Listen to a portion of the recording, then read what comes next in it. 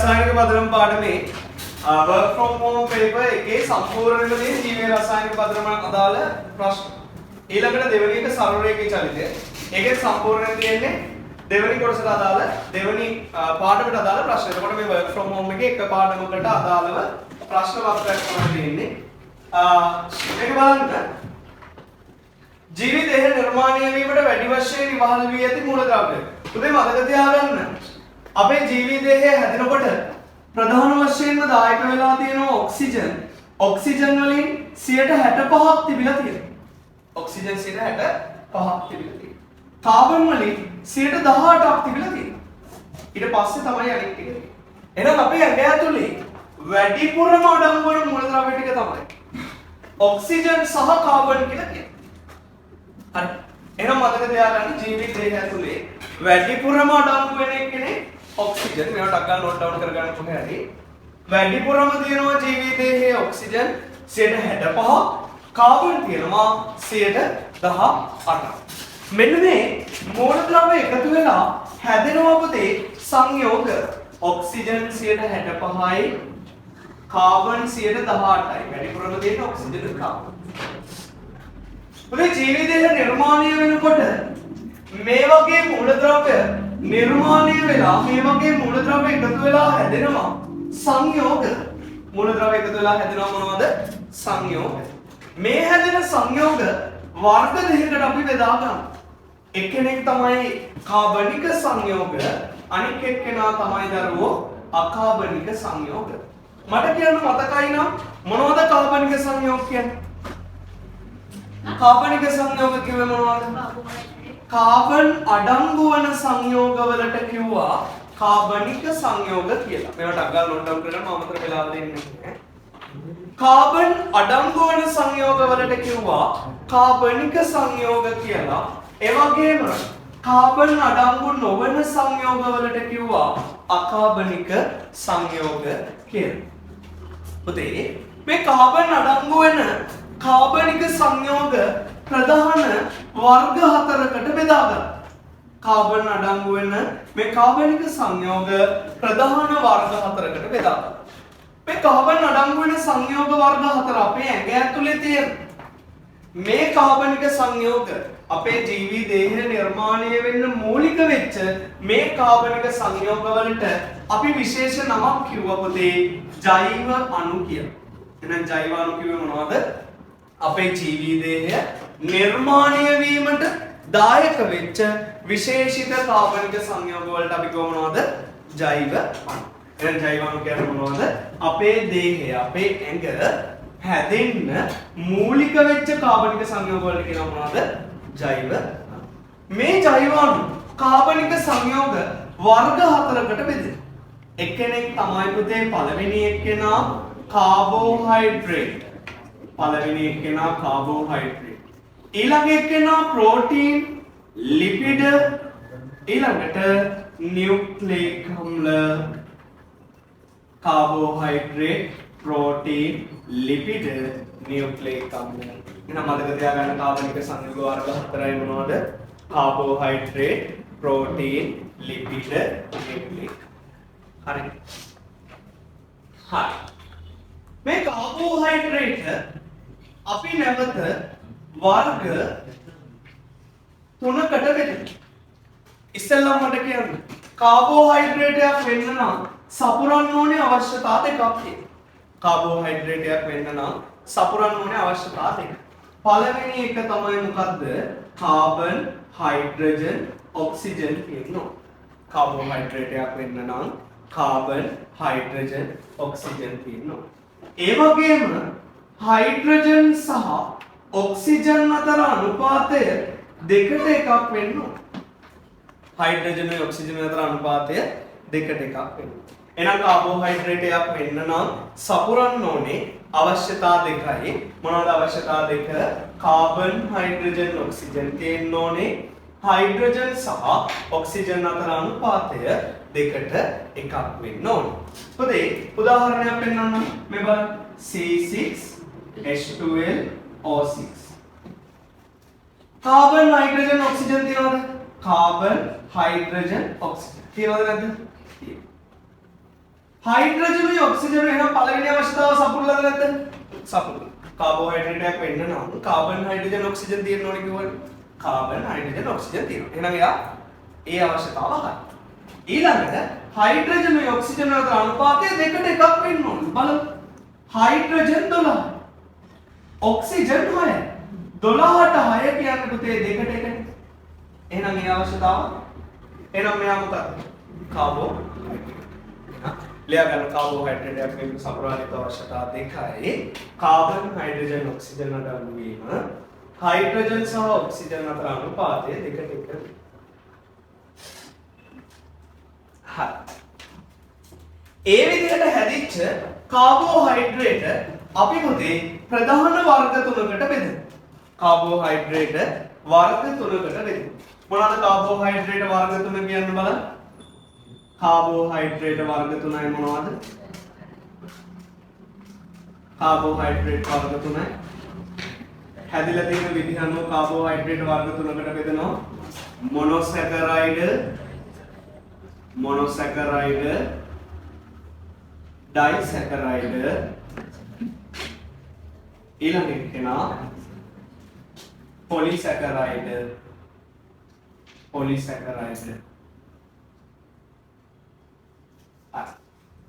මොනොසැකරයිඩ් පුතේ මොනොසැකරයිඩ් එකක් කියන්නේ කාබෝහයිඩ්‍රේට් වල මූලික දැනුම් මේකක. මේක මම ඔයාලට මෙහෙම කිව්වා මතකද? කාබෝහයිඩ්‍රේට් කියන්නේ ලොකු ඇටමාලයක් නම් මේ ඇටමාලේ තියෙන එක ඇටයකට කියනවා මොකද්ද? මොනොසැකරයිඩ් එක. මේ ඇටමාලේ තියෙන එක ඇටයකට කියන්නේ මොකද්ද? මොනොසැකරයිඩ්. මේ වගේ මොනොසැකරයිඩ් දෙකක්. එහෙනම් මේ ඇටමාලේ ඇතුළේ තියෙන මේ වගේ ඇට ගොඩක් එකතු වෙලා නේද? එහෙනම් මේ ඇටමාලේ තැනුම් මේකදී මෙන්න මේ ඇටේ. එහෙනම් පුතේ මේ කාබෝහයිඩ්‍රේට් වල තැනුම් මේකදී කවුද එහෙනම්? මොනොසැකරයිඩ්. ඇටේ නෙමෙයි. කාබෝහයිඩ්‍රේට් වල තැනුම් මේකේ කවුද? මොනොසැකරයිඩ්. ඇටමාලේ තැනුම් මේකකේ ඇටේ වගේ කාබෝහයිඩ්‍රේට් වල තැනුම් මේකකේ මොනොසැකරයිඩ්. මම මොනොසැකරයිඩ් දෙකක් අරගෙන එකට සෙට් කරනවා. මොනොසැකරයිඩ් දෙකක් එකට සෙට් වුණාම කවුද? ඩයිසැකරයිඩ්. මොනොසැකරයිඩ් දෙකක් එකට එකතු වුණාම ඩයිසැකරයිඩ්. මොනොසැකරයිඩ් ගොඩක් එකට එකතු වුණාම එනවා පොලිසැකරයිඩ්. පැහැදිලිද කතාව? එහෙනම් මොනොස් එකයි නම් කාබෝහයිඩ්‍රේට් වල තැනුම් මේකකේ නම් මොනොසැකරයිඩ්. ඒ වගේ දෙකක් එකතු වුණාම ඩයිසැකරයිඩ්. ඒ වගේ ගොඩක් එකතු වුණාම පොලිසැකරයිඩ්. පුතේ මොනොසැකරයිඩ් ප්‍රධාන වර්ග තුනකට බෙදෙනවා. එහෙනම් කාබෝහයිඩ්‍රේට් වල තැනුම් මේකකයේ ප්‍රධාන වර්ග තුනකට බෙදෙනවා. මොනොසැකරයිඩ් වර්ග තුනකට බෙදෙනවා. එක්කෙනෙක් තමයි දරුවෝ ග්ලූකෝස්. ඊළඟ එක්කෙනා ෆ්ලුක්ටෝස්. ඊළඟ එක්කෙනා පුතේ ගැලැක්ටෝස්. ग्लूकोस फ्रुक्टोस गैलेक्टोस පුතේ ग्लूकोस හදන ප්‍රධානම ස්වභාවික ක්‍රියාවලිය තමයි ප්‍රභා සංශ්ලේෂණය කියන්නේ. ग्लूकोस හදන ප්‍රධානම ස්වභාවික ක්‍රියාවලියට කියනවා මොකද්ද? ප්‍රභා සංශ්ලේෂණ. මේ ෆ්රුක්ටෝස් දකින්න පුළුවන් වෙන්නේ ඉදුණු පළතුරු වල. මේගොල්ලෝ ෆ්රුක්ටෝස් තියෙන්නේ ඉදුණු පළතුරු වල හින්දා. මේවට කියනවා පුතේ පළතුරු සීනි කියලා. මේගොල්ලෝ තියෙන ඉදුණු පළතුරු වල හින්දා මේවට කියන්නේ මොනවද? පළතුරු සීනි. ඒ වගේම ගැලැක්ටෝස් තියෙනවා කිරි ආහාරවල. ගැලැක්ටෝස් තියෙනවා කොහෙද? කිරි ආහාරවල. गैलेक्टोस को තියෙන්නේ කිරි ආහාරවල. ඊළඟට ඩයිසැකරයිඩ්.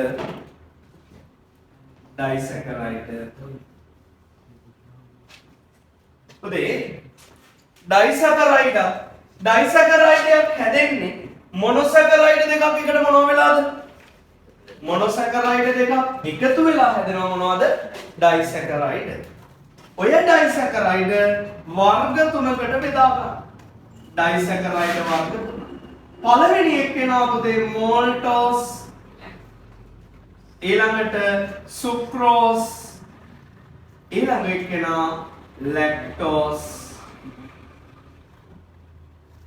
maltose හැදෙන්නේ දැන් maltose කියන්නේ පුතේ ඩයිසැකරයිඩ් කියන්නේ ඩයිසැකරයිඩ් හැදෙන්නේ මොනොසැකරයිඩ් දෙකක් එකට එකතු වෙලා මොනොසැකරයිඩ් ආකාර තුනක් තියෙනවා ග්ලූකෝස් ෆ්‍රුක්ටෝස් ගැලැක්ටෝස් මේ කට්ටියගෙන් මෙන්න මේ මොනොසැකරයිඩ් වලින් ග්ලූකෝස් කියන මොනොසැකරයිඩ් දෙකක් එකතු වෙනවා ග්ලූකෝස් කියන මොනොසැකරයිඩ් දෙකක් එකතු වෙලා හැදෙනවා maltose කියන එක එහෙනම් ග්ලූකෝස් එකතු වෙලා හැදෙන්නේ කවුද maltose හරි එහෙමනම් ග්ලූකෝස් එකතු වෙලා maltose හැදෙනවා මේ maltose දකින්න පුළුවන් පුතේ ප්‍රරෝහණය වන බීජවල maltose තියෙනවා ප්‍රරෝහණය වන බීජවල මේ නෝට් එක හදාගත්තා maltose තියෙනවා ප්‍රරෝහණය වන බීජවල දැන් මේ සුක්‍රෝස් හැදෙන්නේ සුක්‍රෝස් කියන්නේ ඩයිසැකරයිඩ් එහෙනම් යාව හැදෙන්න ඕනේ මොනොසැකරයිඩ් දෙකක් එකතු වෙලා එහෙනම් පුතේ ග්ලූකෝස් ෆ්‍රුක්ටෝස් එකතු වෙලා හැදෙනවා කවුද සුක්‍රෝස් සුක්‍රෝස් හැදෙන්නේ නම් කවර එකතු වෙලාද ග්ලූකෝස් ෆ්‍රුක්ටෝස් මේ සුක්‍රෝස් තියෙනවා සීනි අපි එදිනෙදා පාවිච්චි කරන සීනි කියන්නේ සුක්‍රෝස් ඒ වගේම මෙයා තියෙනවා පුතේ ප්ලෝයමීයේෂේ හරි ප්ලෝයමීයේෂේ කියලා කියන්නේ අර උපයෝෂේ වගේ වලින් ගත්ත ඒෂේ හරි ඒෂේට අපි කියනවා ප්ලෝයමීයේෂේ ලැක්ටෝස් හැදෙන්නේ ලැක්ටෝස් කියන්නේ ඩයිසැකරයිඩ් එක එයාව හැදෙන්න ඕනේ මොනොසැකරයිඩ් දෙකක් එකතු වෙලා එහෙනම් පුතේ ලැක්ටෝස් හැදෙන්නේ ගැලැක්ටෝස් glucose කියන දෙන්න එකතු වෙලා lactose හැදෙන්නේ කවුරු එකතු වෙලාද glucose galactose lactose තියෙනවා පුතේ කිරි ආහාරවල lactose තියෙන්නේ කොහෙද කිරි ආහාරවල මතක තියාගන්න යන lactose තියෙනවා කිරි ආහාරවල ඊළඟ එක්කෙනා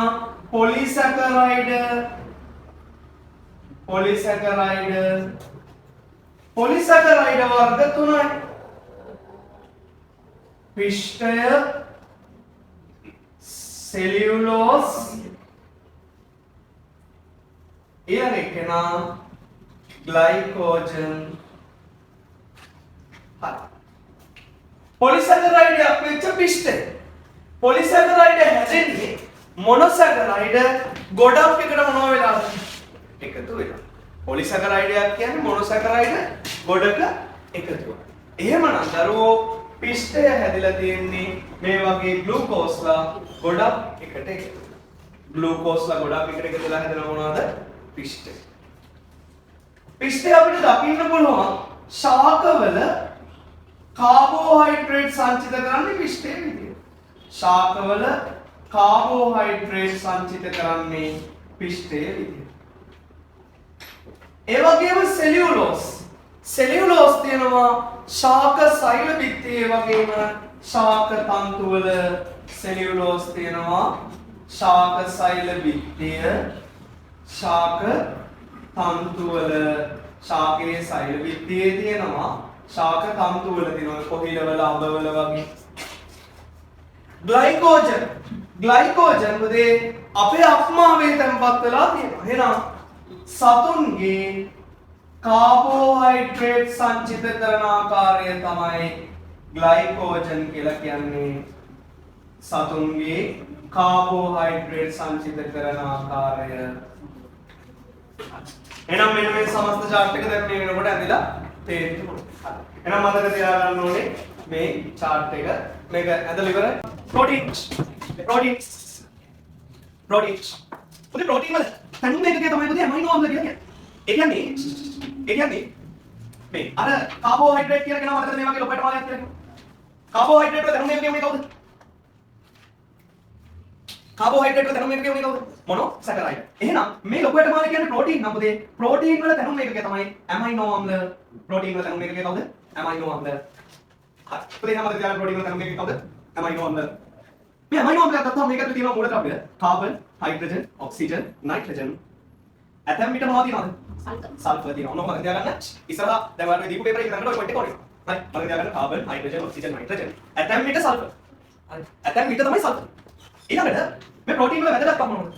ඒ දෙදී ශක්ති ප්‍රභාවයක් විදිහට ඕන වෙනවා. අපේ මේ කෙස් නිය වගේ වැදගත් කෙරටින් කියන ප්‍රෝටීනේ හෝමෝන ලෙස වැදගත් වෙනවා. එන්සයිම් ලෙස වැදගත් වෙනවා.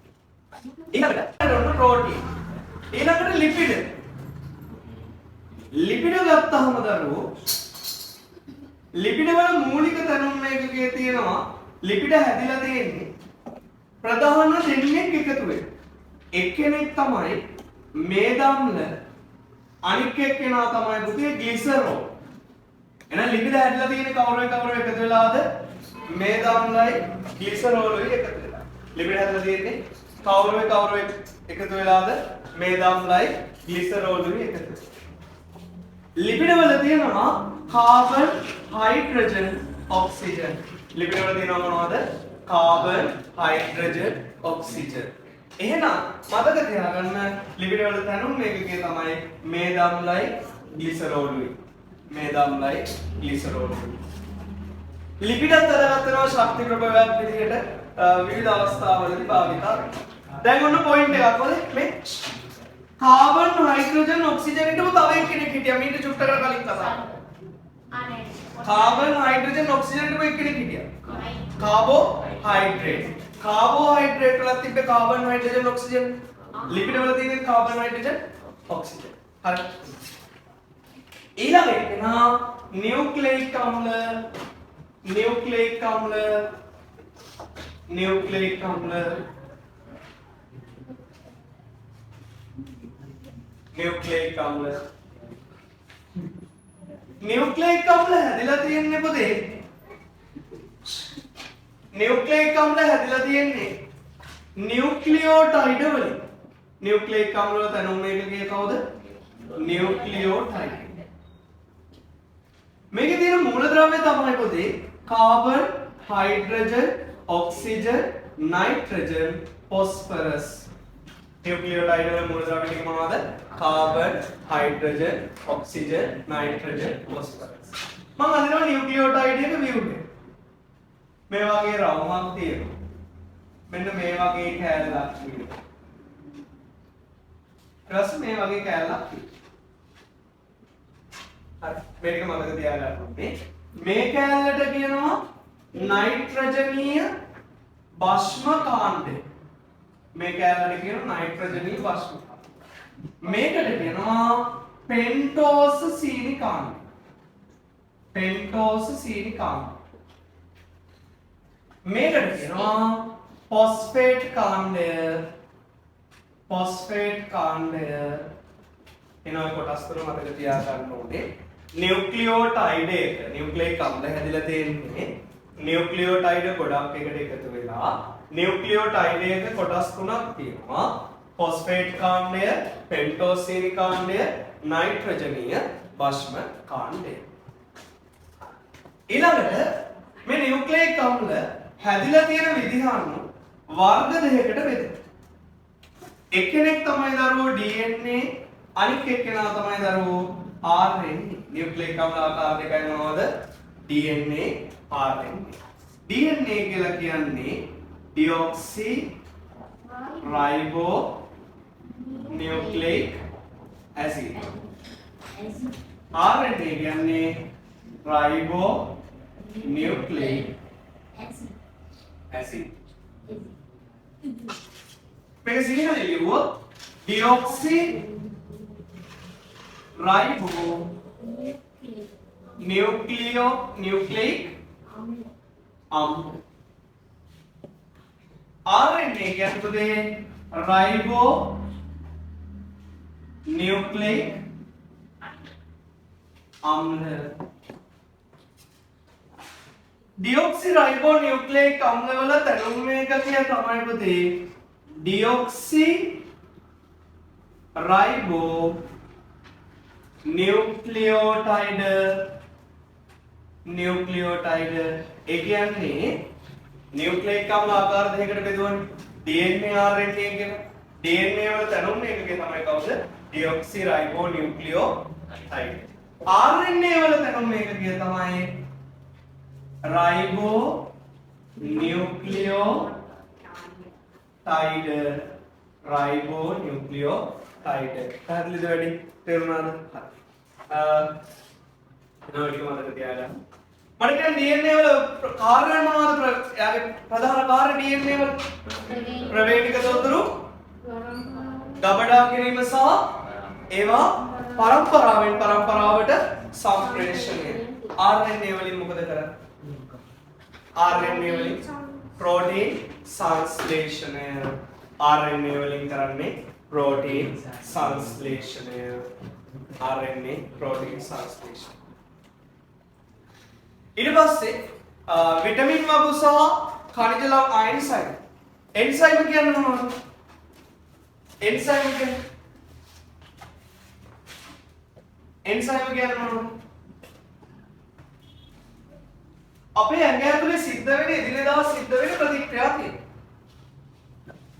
මොනවා හරි ඇඟ ඇතුලේ සිද්ධ වෙන එදිනෙදා සිද්ධ වෙන ප්‍රතික්‍රියාවල වේගය වැඩි කරන්න පුළුවන් කට්ටිය අපේ ඇඟ ඇතුලේ එදිනෙදා සිද්ධ වෙන ක්‍රියාවලිවල වේගය වැඩි කරන්න පුළුවන් කට්ටියට අපි කියනවා කවුද එන්සයිම් එහෙනම් එන්සයිම් කියන්නේ අපේ ඇඟ ඇතුළෙම නිපද වෙලා අපේ ඇඟ ඇතුළෙම සිද්ධ වෙන ප්‍රතික්‍රියාවල ශීඝ්‍රතාව වැඩි කරන්න පුළුවන් කට්ටියට අපි කියනවා එන්සයිම් කියලා. ඒක ලියා ගමු.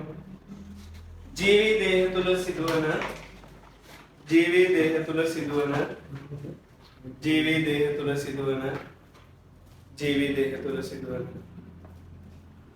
ජෛව රසායනික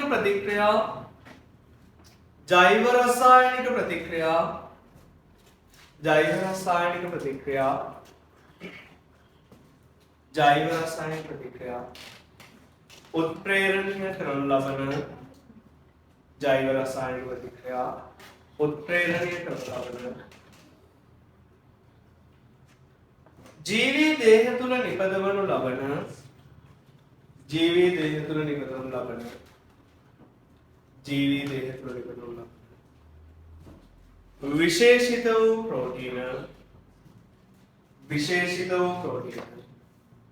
विशेषित प्रोटीन एंजाइम එන එන්සයිම් කියන්නේ අපේ ඇඟ ඇතුලේ සිද්ධ වෙන ක්‍රියාවල ශීඝ්‍රතාව වැඩි කරන අපේ ඇඟ ඇතුලේම නිපදවන විශේෂිත වූ ප්‍රෝටීන වලට අපි කියනවා මොනවද එන්සයිම් හරි ඊළඟට විටමින් වගු සහ මේ පාඩමේ සමස්ත සාරාංශය උච්චරයි විටමින් වගු සහ khනිජ ලවණ වගු ටික පාඩම් කරගන්න වෙනවා ඒ ටික පාඩම් කරගන්න තව විටමින් වල නිතර අහන ප්‍රශ්නයක් තියෙනවා විටමින් ප්‍රධාන වර්ග දෙකකට බෙදෙනවා එක්කෙනෙක් තමයි පුතේ ජල ද්‍රාව්‍ය විටමින් අනිත් එක්කෙනා ජල අද්‍රාව්‍ය ඔය ජල අද්‍රාව්‍ය කට්ටිය මතක තියාගන්න මේ දෙයේ දිය වෙනවා නේ ජල ද්‍රාව්‍ය කියන්නේ ජලයේ දිය වෙනවා ජල අද්‍රාව්‍ය කියන්නේ එන ජලයේ දිය වෙන්නේ නැහැ ජලයේ දිය වෙන්නේ නැති කට්ටිය මේ දෙයේ දිය වෙනවා ඒගොල්ලන්ට කියනවා මේ දෙයේ ද්‍රාව්‍ය එහෙනම් ජල ද්‍රාව්‍ය කියන්නේ ජලයේ දිය වෙනවා ජල අද්‍රාව්‍ය කියන්නේ ජලයේ දිය වෙන්නේ නැහැ මේ ඒගොල්ලෝ මොනවද දිය වෙනවද මේ දෙයේ ද්‍රාව්‍ය මේ දෙයේ දිය ජල ද්‍රාව්‍ය දෙන්නයි B හා C ජල අද්‍රාව්‍ය කොහොමද තියගත්තේ කඩේ ජල අද්‍රාව්‍ය කඩේ KADE කඩේ ජල අද්‍රාව්‍ය කඩේ ඔය ටික මතක තියාගන්න සහ ඔය ටිකේ උණතා රෝග ලක්ෂණ වගු ඇසුරෙන් මතක තියාගන්න ඕනේ හරි අපි දැන් පේපර් එකට ජීවිතය නිර්මාණය වීමට වැඩි වශයෙන් ඉවහල් වී ඇති මූලද්‍රව්‍ය 4 කාබන් සල්ෆර් හයිඩ්‍රජන් ආගන් තියෙනවද අපේ ඇඟ ඇතුළේ කොහෙවත් නෑ දෙවෙනි එක කාබන් ආගන් නෑ අපේ ඇඟ ඇතුළේ කොහෙවත් කාබන් නයිට්‍රජන් ඔක්සිජන් හයිඩ්‍රජන් තියෙනවද නැද්ද තියෙනවා උදේ ඔය පේපර් එකේ මෙන්න එක හයිඩ්‍රජන් තියෙනවා එහෙනම් උත්තරේ තුන මේ හයිඩ්‍රජන් කියලා දෙන එක හදාගන්න හයිඩ්‍රජන් කියලා හයිඩ්‍රජන් මොනොසැකරයිඩ් වර්ගයක් වන්නේ සුක්‍රෝස් මොනොසැකරයිඩ්ද නෑ ඩයිසැකරයිඩ් ග්ලූකෝස් ඔව් මොනොසැකරයිඩ් ලැක්ටෝස් ඩයිසැකරයිඩ් මොනොටෝස් ඩයිසැකරයිඩ් ඩයිසැකරයිඩ් යක් වන්නේ ලැක්ටෝස් ඩයිසැකරයිඩ් යක් ගැලැක්ටෝස් මොනොසැකරයිඩ් ෆ්‍රුක්ටෝස් මොනොසැකරයිඩ් ග්ලූකෝස් කාබෝහයිඩ්‍රේට් වල තැනුම් ඒකකය වන්නේ කියලා අහනවා. කාබෝහයිඩ්‍රේට් වල තැනුම් ඒකකය කවුද? මොනොසැකරයිඩ්. බලන්න ටික කතා කරනවා කොච්චර ලේසිද? මොනොසැකරයිඩ්. ඩයිසැකරයිඩ් යපන ලැක්ටෝස් අඩංගු ආහාරය. කිරි ආහාරවල ප්‍රෝටීන් හඳුනා ගැනීමේ ප්‍රෝටීන් හඳුනා ගැනීම සඳහා යොදාගත හැකි පරීක්ෂාවක් වන්නේ පුදේ ප්‍රෝටීන් හඳුනා ගැනීමට යොදාගත හැකි පරීක්ෂාව බයෝරේට් පරීක්ෂාව. ග්ලූකෝස් හඳුනා ගැනීමේ පරීක්ෂාව පළවෙනි එක.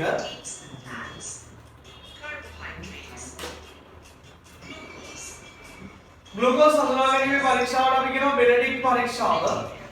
ඊට පස්සේ මේකෙදී අපි හදාගත්ත ග්ලූකෝස් ද්‍රාවණය, ඒ ග්ලූකෝස් ද්‍රාවණයට අපි ගෙනහිල්ලා දානවා බෙනෙඩික්ට් ටික. දැම්මම සමස්ත ද්‍රාවණය පුතේ නිල් පැහැයකට හැරෙනවා. හත නෙමෙයි නිල් පැහැයකට හැරෙනවා. ඊට පස්සේ ආව ජල තාපකයක දාලා රත් කරනවා. ඇයි කියන්නේ මේව ජල තාපකයක දාලා රත් කරන්නේ? නිකම් බානයකට දාන්නකො මම කලින් කියලා දීලා ප්‍රැක්ටිකල් කරනකොට. කෙලින් මේ පහුගිය පාර ප්‍රශ්න. කෙලින්ම බර්නරයකට දාන්න නැතුව ඇයි මේ ජල තාපකයක දාන්නේ? අන්න හරිය. මුළු පද්ධතියම එකම උෂ්ණත්වයක තියාගන්න. ඔයා හිතන්නේ නිකම් බර්නරයකට ඇල්ලුවොත් යට ටික වැඩියෙන් රත් වෙනවා උඩ ටික අඩුවෙන් රත් වෙනවා. හැබැයි මේ වගේ ජල තාපකයක දැම්මම මුළු පද්ධතියම එකම උෂ්ණත්වයකට තමයි රත් වෙන්නේ. පැහැදිලිද කතාව? එහෙනම් පද්ධතියම එකම උෂ්ණත්වයකට පවත්වා ගන්න ඕන හින්දා තමයි එහෙම කරන්නේ. හරි ඊට පස්සේ වර්ණ විපර්යාස ටික මතක තියාගන්න. ඉස්සෙල්ලාම ද්‍රාවණයේ තිබ්බේ මොන පාටද? නිල්. ඊට පස්සේ කොළ කහ තැඹිලි ගඩොල් රතු අවක්ෂේපය. ලියා ගන්න එක කොහේ හරි. මුලින්ම නිල් ඊට පස්සේ කොළ ඊට පස්සේ කොළ කහ තැඹිලි ගඩොල් රතු අවක්ෂේපය. හරි එහෙනම් ඔන්න ඔය තමයි ග්ලූකෝස් හඳුනා ගැනීමේ පරීක්ෂාව.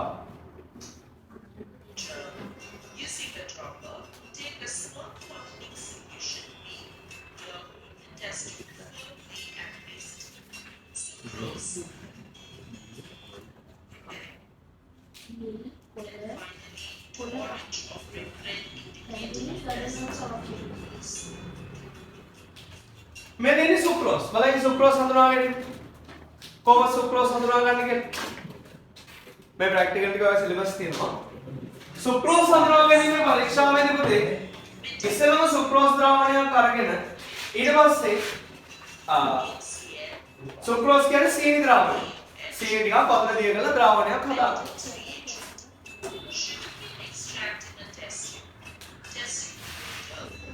හරි. බලමු ප්‍රැක්ටිකල් එක කරන විදිහ. ඉස්සෙල්ලාම අරගත්ත සීනි ද්‍රාවණයට හයිඩ්‍රොක්ලොරික් අම්ලය හරි සල්ෆියුරික් හරි අම්ලයක් දාලා මේවා චුට්ටක් රත් කරනවා. බිංදු කිහිපයක් අර අම්ලය මොනවා හරි සල්ෆියුරික් හරි හයිඩ්‍රොක්ලොරික් හරි අම්ලයෙන් බිංදු කිහිපයක් දාලා රත් කරනවා. මොනවද?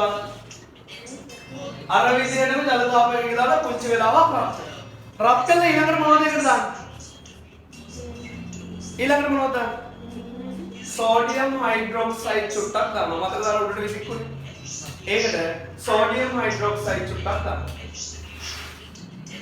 සෝඩියම් හයිඩ්‍රොක්සයිඩ් චුට්ටක් දානවා. දාලා ඊට පස්සේ ඒකට දානවා මොනවද?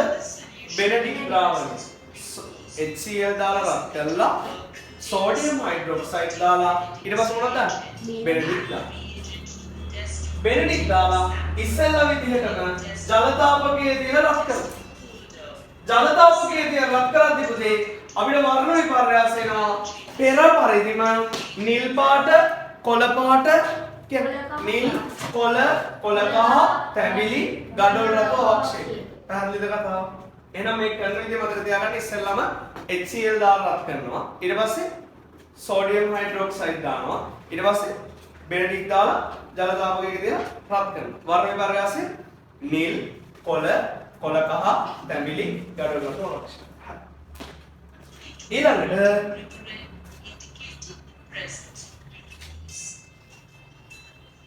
පිස්ටේ හඳුනාගන්න. අයඩින් පරීක්ෂාව කියනවා. මේ ටික ඔක්කොම ඕනනවා අර පේපරේට. මම ඒවට පෙන්නන්නේ. හරි. මේ තියෙන්නේ අපි ගත්ත බත් හරි මොනවා හරි ගත්ත ද්‍රාවණය. අරගෙන ඕකට දානවා පුතේ අයඩින් සොලියුෂන් එක.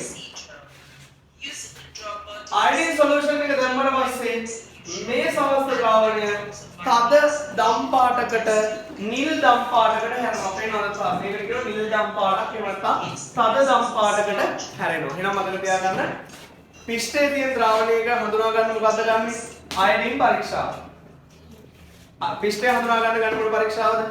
අයඩින් පරීක්ෂාව. ඒකට දාන්නේ මොනවද? කියන්නේ. පිෂ්ඨය හඳුනා ගන්න මොනවද දාන්නේ? අයඩින් ප්‍රතිකාරක. අයඩින් ප්‍රතිකාරකය දැම්මම මොන පාටද වෙන්නේ? දම් පාටක් එහෙම නැත්නම් නිල් දම් පාටක්. තද දම් පාටක් කියලා සත්‍යක්. හරි. ප්‍රෝටීන් හඳුනා ගැනීම පරීක්ෂාවට කියනවා. මේ නම් මතක තියාගන්න ඕන වෙනවා. ප්‍රෝටීන් හඳුනා ගැනීම පරීක්ෂාවට කියනවා බයෝරේට් පරීක්ෂාව. ප්‍රෝටීන් හඳුනා ගැනීම පරීක්ෂාව මොකද්ද? බයෝරේට් පරීක්ෂාව. කරන විදිහ බලන්න.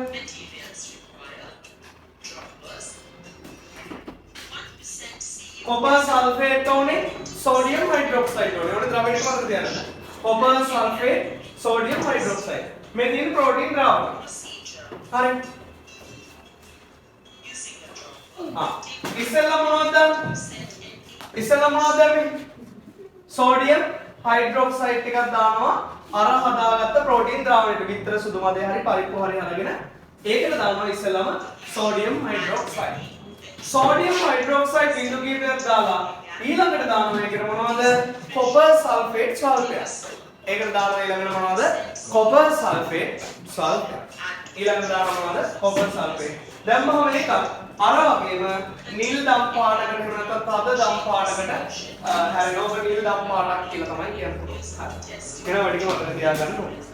ප්‍රෝටීන් හඳුනා ගැනීමේ පරීක්ෂාව මොකද්ද කියලා අහනවා. ප්‍රෝටීන් හඳුනා ගැනීමේ පරීක්ෂාව මොකද්ද? බයෝරේට් පරීක්ෂාව. බයෝරේට් පරීක්ෂාව.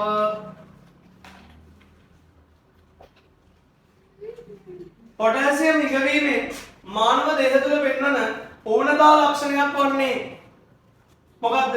පේශී දුර්වල වීම, කෙන්ඩා පෙරලීම, රක්ත හීනතාව, ස්නායු දුර්වලතා ඇතිවීම.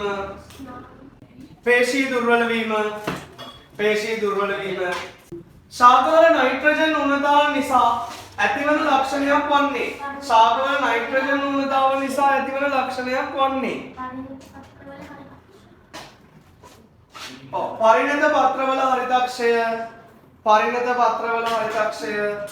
පරිණත පත්‍රවල හරිතක්ෂය. රාත්‍රියේ අන්ධතාව ඇතිවීමට බලපාන vitamin A. Vitamin A. Vitamin A. රිකට්සියාව අස්ථි විකෘති වීමට බලපාන විටමින් D. රිකට්සියාව අස්ථි විකෘති වීමට බලපාන vitamin D. Vitamin D. Vitamin D. හරි. බලන්න රචනා ප්‍රශ්න. සජීව පදාර්ථය අඩංගු මූලික කාබනික සංයම වර්ග හතරක් නම් කරන්න. කියන්නේ මොනවද මේ දැන් කතා කළා? කාබෝහයිඩ්‍රේට්, ප්‍රෝටීන්, ලිපිඩ, නියුක්ලියික් අම්ල. කාබෝහයිඩ්‍රේට්, ප්‍රෝටීන්, ලිපිඩ, නියුක්ලියික් අම්ල. කාබෝහයිඩ්‍රේට් වල පොදු අණුක සූත්‍රය ලියන්නලු. පුතේ කාබෝහයිඩ්‍රේට් වල පොදු අණුක සූත්‍රය තමයි CH2OY. ඒ කියන්නේ මෙතන අනුපාතය මොනවා වුණත් කීයට ගන්න තියෙන්න ඕනේද? දෙකට එක අනුව. හයිඩ්‍රජන් ඔක්සිජන් අතර අනුපාතය කීය ගන්න තියෙනවද මොනවා වුණත්? දෙකට එක ගන්න තියෙන්න ඕනේ. CH2OY. පහත සටහන සම්පූර්ණ කරන්න. කාබෝහයිඩ්‍රේට් වර්ග තුනයි මොනොසැකරයිඩ්, ඩයිසැකරයිඩ්, පොලිසැකරයිඩ්. මොනොසැකරයිඩ් වර්ග ටික glucose, fructose, galactose. Disaccharide maltose, sucrose, lactose. maltose, sucrose, lactose. polysaccharide පිෂ්ඨය, cellulose, glycogen. පිෂ්ඨය, cellulose, glycogen. අප ගන්නා ආහාර වර්ග තුල විවිධ කාබෝහයිඩ්‍රේට් ඇත.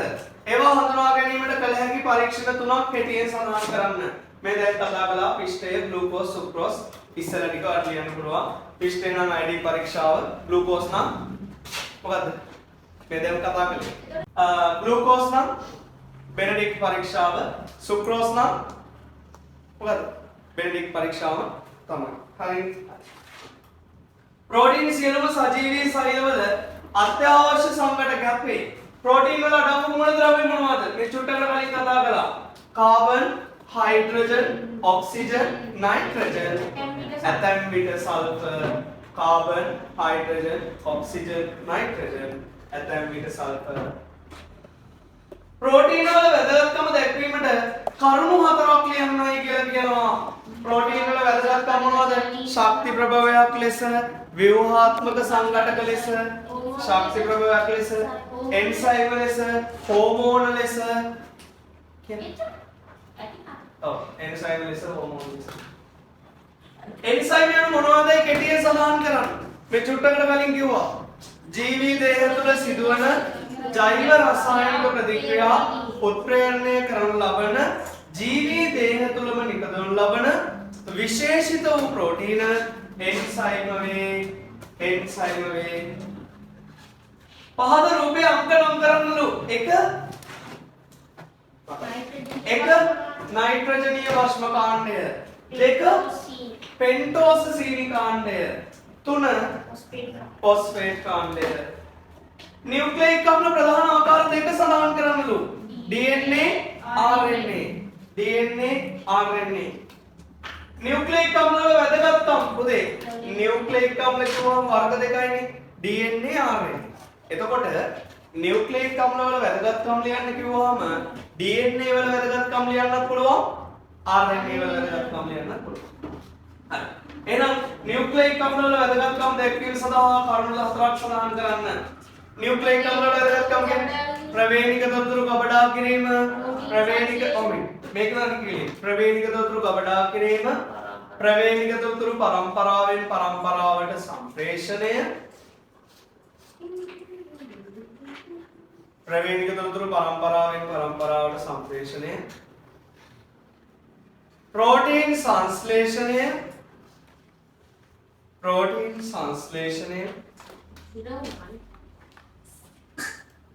වෛරස් වල ප්‍රවේණික තොරතුරු ගබඩා කිරීම